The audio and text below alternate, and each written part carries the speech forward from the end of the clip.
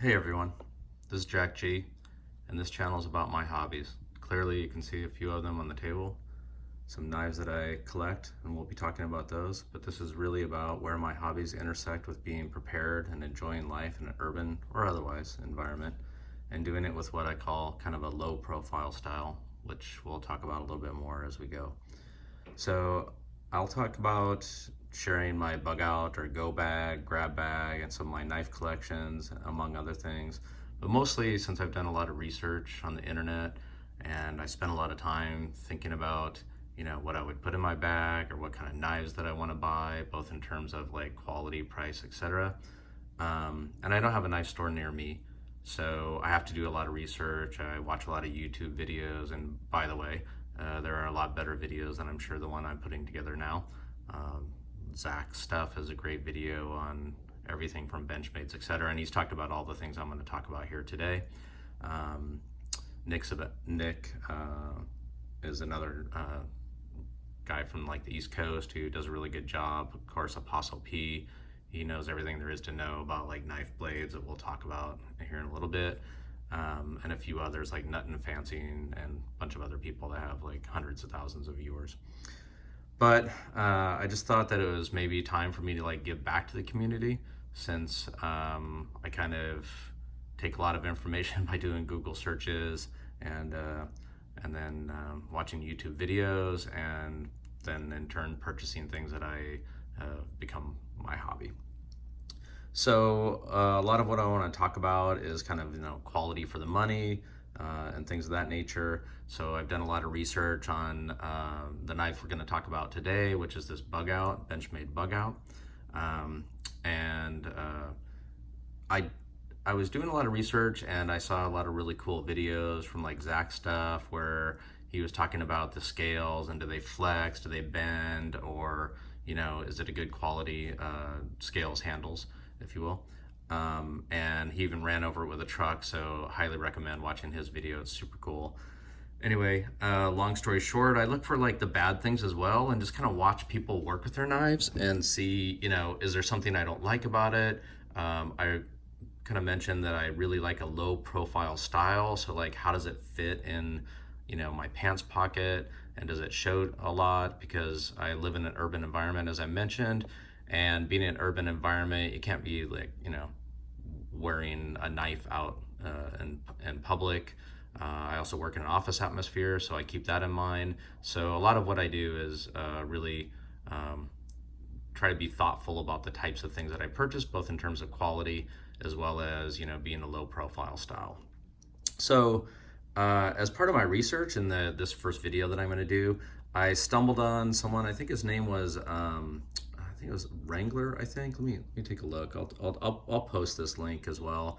Right. So it was he had something like 300,000 views of a video that he put up, and he talked about this knife that I'm going to talk about here, the Benchmade Bugout, and why it's the worst knife he ever carried. And so I want to kind of give a counterpoint to that, and that's why my nice tag is here sitting on the table as well. Not an inexpensive watch by any means, but it's not a Rolex, but it's also very high quality. And he talked about that quite a bit, and it got me to thinking, should I purchase this? It was at the right price point, maybe $130-ish, somewhere around there. It's a Benchmade, so it has all the good things.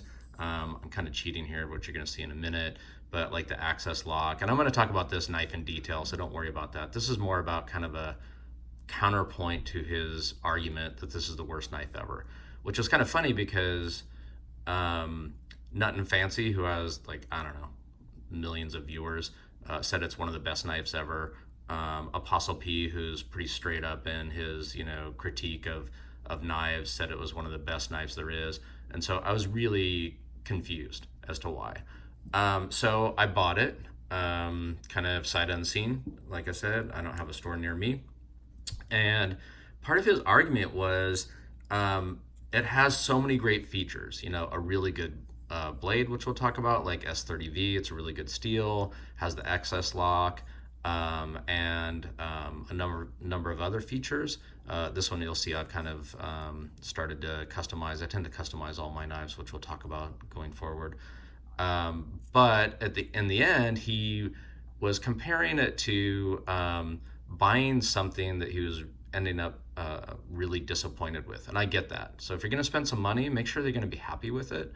And he really hated these handles, these scales, because they're this like, I don't know if you can hear this here. They definitely sound like a plastic. They're called a Grivery.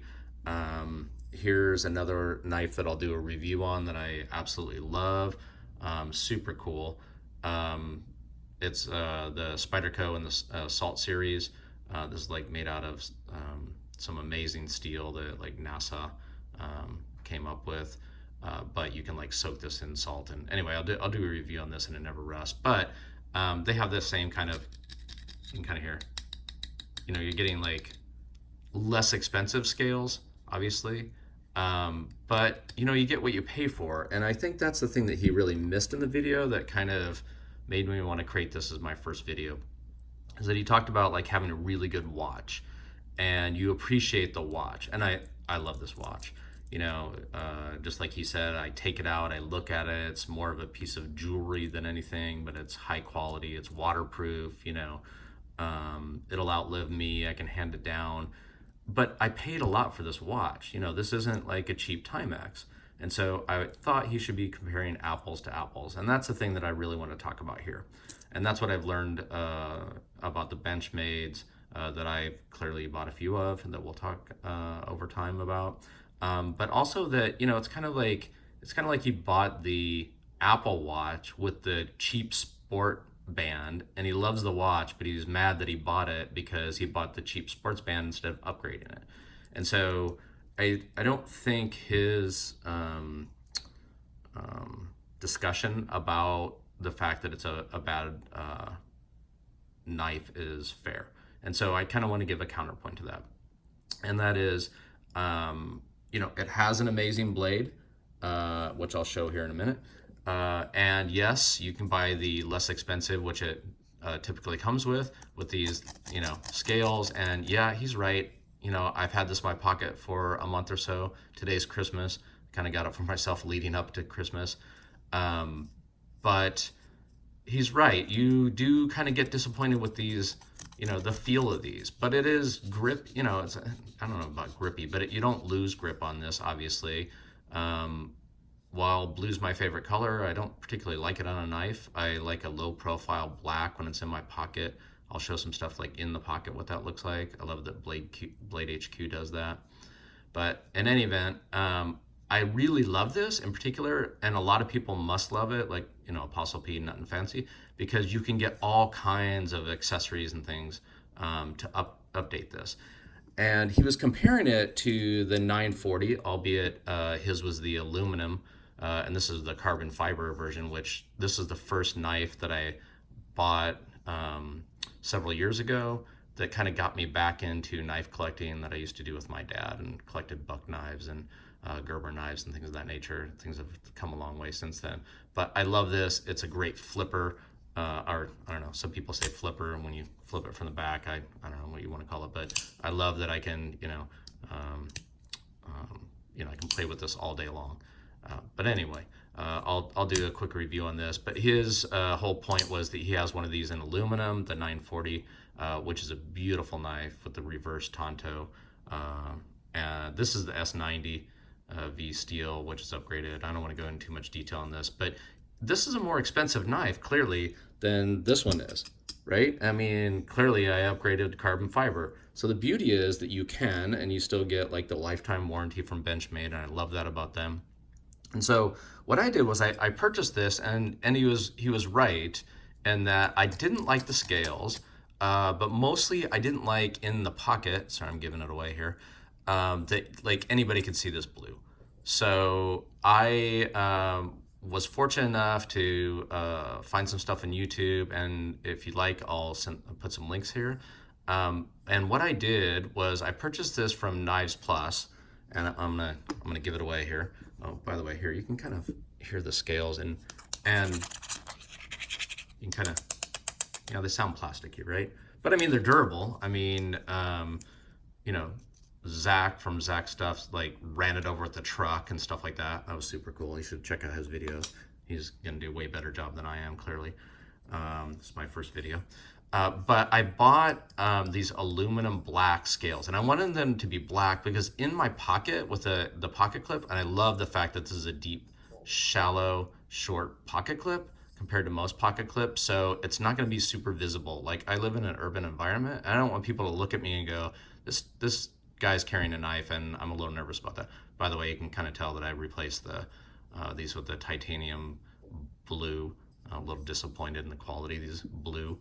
Maybe on camera it'll come out looking a little bit better than it does in real life, but certainly compared to this that it comes with the thumb studs.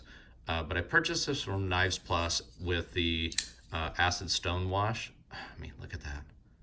Isn't that beautiful? I mean, I don't know if you can here, probably compare that to like this really like non-satin look, you know, like that's gonna catch the sun. People are gonna see that. This is more low profile. If you're gonna pull it out, people aren't gonna, like, you know, see the flash of this and freak out. I'll talk a little bit more about the dimensions of this when I actually review this knife, so I don't want to get into that now. I love that it's open for cleaning, the barrel spacers. Anyway, sorry, I'm starting to get into the knife, but I love this aluminum feel. The point is, I could add these from these scales, which I'll talk about. I put it on myself. I'm not a handy person, and by that I mean not a handy person, but I was able to replace these scales and replace the plastic. I also put on my own lanyard here, and shout out to Adrian who gave me this as a free gift, which I'm going to talk about in future videos, which is kind of cool. I love this. It's like the Chris Reeves kind of style here. But any event, this compared to this knife, albeit it's, here, let's pull this in so we can kind of put them next to each other.